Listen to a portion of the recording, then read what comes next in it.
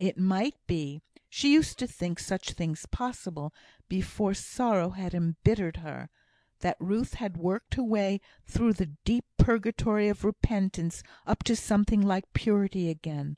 God only knew. If her present goodness was real, if, after having striven back thus far on the heights, a fellow woman was to throw her down into some terrible depth with her unkind, incontinent tongue, that would be too cruel.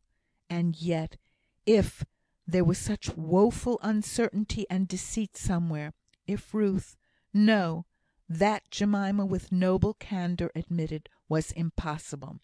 Whatever Ruth had been, she was good, and to be respected as such now. It did not follow that Jemima was to preserve the secret always. She doubted her own power to do so. If Mr Farquhar came home again, and were still constant in his admiration of Mrs Denbigh, and if Mrs Denbigh gave him the least encouragement. But this last, she thought, from what she knew of Ruth's character, was impossible.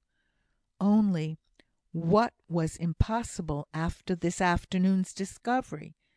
At any rate, she would watch and wait. Come what might, Ruth was in her power; and, strange to say, this last certainty gave Jemima a kind of protecting, almost pitying feeling for Ruth.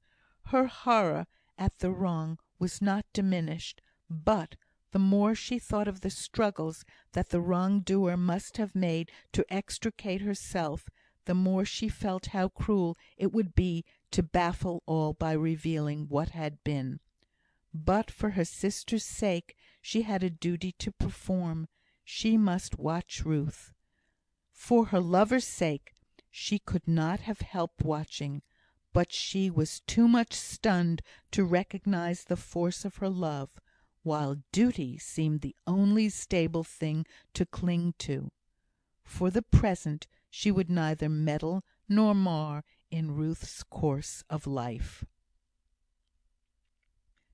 End of chapter 25.